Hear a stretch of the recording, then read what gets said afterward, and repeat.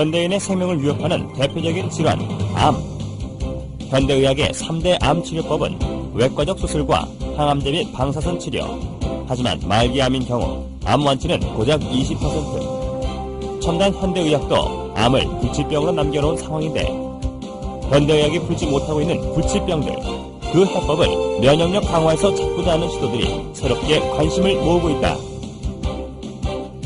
이런 가운데 산학연 협동의 면역 연구 개발은 경쟁력 있는 결실을 연이어 내놓고 있는데 과감한 투자와 지속적인 연구로 부작용 없는 면역 치료에 도전하는 우리 의료계의 변화.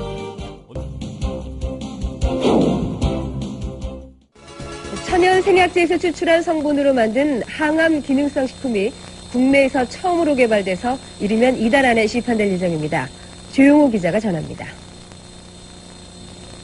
항암과 암치료 부작용이나 성인병을 예방하기 위해 개발된 기능성 식품입니다. 해모힘과 해바톤으로 이름 지어진 이들 식품은 생체 손상을 막고 조혈과 면역 증진, 생체 조직의 재생을 촉진하는 기능을 발휘합니다.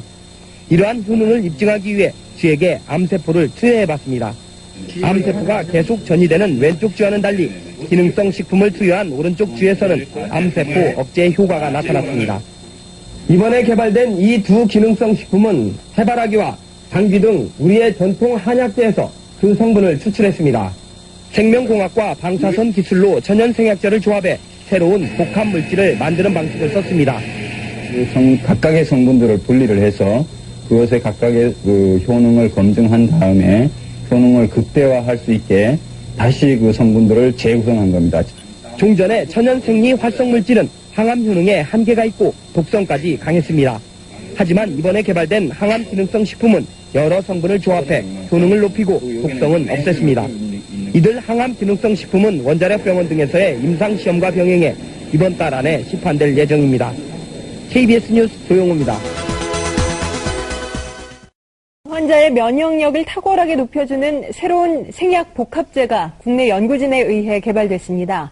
임상시험 결과 백혈구 회복을 높여주고 암치료 부작용도 크게 없애주는 것으로 나타났습니다. 최성원 기자가 소개합니다.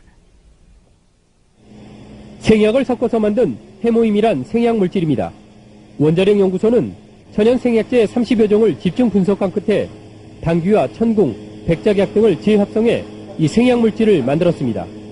이들 생약제에는 면역을 활성화시키고 조혈장애를 없애는 황산화물이 있는데 연구팀은 이 성분들을 재구성하는 방법으로 면역 증강물질을 개발했습니다. 원자력병원에서 임상시험을 한 결과 새 생약물질은 암 환자들의 면역력을 크게 높이는 것으로 나타났습니다. 유방암과 자궁암 환자 각각 12명에게 새 생약물질을 복용시켰더니 모두 회복 속도가 60% 정도 빨라졌습니다. 특히 이 생약 복합제는 암치료에 따른 염증이나 구토 같은 부작용을 크게 줄일 수 있는 것으로 나타났습니다. 암 환자들은 치료를 받으면서 기력이 떨어져 문제가 됐지만 생약 복합제를 복용한 환자의 80%가량이 기력 회복에 큰 도움이 됐다고 답했습니다. 해모힘을 먹은 환자들은 전신 무력감이 많이 없어져서 더 약을 요구하는 환자들이 많았습니다. 연구팀은 이 물질에 대한 2, 3차 임상시험을 거쳐 신약 개발에 나설 계획입니다. KBS 뉴스 최성원입니다. 한국원자력연구소가 정부 출연 연구기관으로서는 처음으로 기술 출자를 통한 벤처기업을 설립했습니다. 이번 투자는 금전이 아닌 기술 투자에서 연구기관 벤처 창업의 새로운 모델로 평가받고 있습니다. 대전에서 이정우 기자가 보도합니다. 천연 생약 복합 조성물인 해모임입니다. 한국원자력연구소가 중장기 연구개발 사업으로 개발한 이 생약 복합제는 동물 실험과 암 환자 임상 실험에서 효능이 입증되고 있습니다. 이 물질은 임상 실험 결과 면역세포 회복 증진과 염증 등의 부작용 억제 효과가 뛰어나고 방사성 치료에 의한 암 발생 억제 효과도 60% 이상 높은 것으로 확인됐습니다. 암 환자 치료 시에 보조제로 활용할 수 있는 것뿐만 아니라 성인병이나 만성질환 환자들에서 면역 조절 기능 회복에 아주 잘 활용될 수 있을 거로 생각이 됩니다. 이 연구 성과물이 기술 출자 형태로 산업체에 이전돼 벤처기업으로 다시 태어났습니다. 이번 기술 출자는 한국원자력연구소가 직접 벤처기업에 공동으로 참여하는 방식으로 그동안의 단순한 기술 이전과는 다릅니다. 정부 출연 연구기관의 기술 출자로 탄생한 벤처기업의 공식 출범은 연구 성과물에 대한 새로운 장을 열고 있습니다. 정부 지원만을 받는 연구소에서 탈피해 연구 성과물의 상용화, 산업화를 통해 경쟁력을 강화하고 이익금을 환수해 연구 기반 확충에도 도움을 줄 수 있다는 설명입니다. 연구자들이 더 용기를 가지고 더 좋은 연구 성과 내고 성과가 나오는 대로 민간에 이렇게 기술을 넘겨줘서 민간이 또 새로운 기업을 자꾸 창출하는 그런 아마 좋은 전기를 마련했다고 이렇게 봅니다. 기술투자 벤처기업은 금전 등 실물 자산이 아닌 특허와 실용신안 등 기술 투자로 이루어지기 때문에 연구기관 벤처 창업의 새로운 모델로 평가받고 있습니다. YTN 이정우입니다.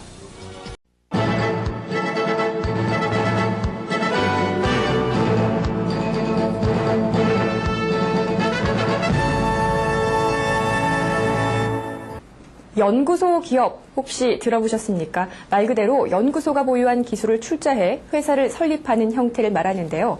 기술 개발에 그치지 않고 정부 차원에서 상용화까지 지원하겠다고 합니다. 원자력 연구원에서 출발한 벤처 회사의 경우가 좋은 본보기가 되고 있습니다. 방사선이나 항암 치료 환자들이 가장 두려워하는 것은 바로 면역 조절 기능이 손상된다는 사실입니다. 때문에 이와 같이 손상된 면역 조절 기능을 회복시켜주는 물질에 대한 연구 개발도 활발합니다. 한국원자력연구원이 개발에 성공한 이 생약 물질은 방사선과 생명공학을 결합한 융합기술의 결정체입니다.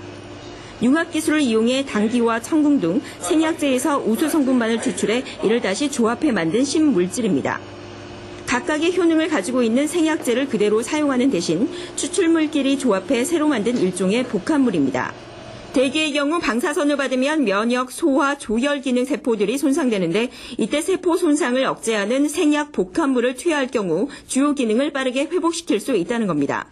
실제 암 환자들에 대한 임상시험 결과 면역세포 회복과 염증 부작용 억제 효능이 입증됐고 특히 노약자나 만성질환자에게 효과가 높았습니다.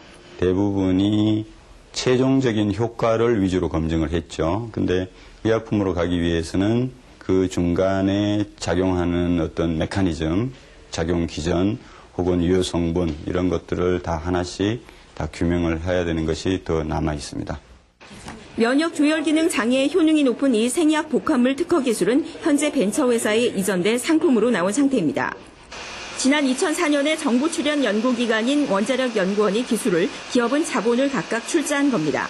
여기서 탄생된 제품이 바로 액상 형태로 만들어진 건강식품과 화장품. 이전 받은 기술을 응용해 당귀 등 생약제에서 나온 혼합 추출물로 만든 상품들입니다. 면역 기능을 개선하는 데 효능이 있는 건강식품의 경우 식품의약품안전청의 인증을 받아 시중에 판매 중입니다. 특히 건강에 대한 관심이 급증하면서 경기 침체 속에서도 매출은 꾸준히 상승하고 있습니다. 다이어트 식품이라든지 안 그러면 뭐 당뇨에 좋은 식품들 이런 걸 저희들이 생산을 해가지고 건강 기능성 식품 업체라든지 안 그러면 소재 전문 업체로 저희들이 계속 이렇게 커 나가려고 그렇게 생각하고 있습니다. 앞으로 천연물을 이용한 신약 개발에도 주력해 노인성 질환 예방과 발모제, 아토피성 피부 치료제 등으로도 출시될 것으로 보입니다. 현재 기능성 식품에 대한 국내 시장 규모는 1조 2천억 원, 또 세계 시장은 130조 원으로 추산되고 있어 이번 제품 개발로 인한 국내외 파급 효과는 더욱 커질 것으로 전망됩니다.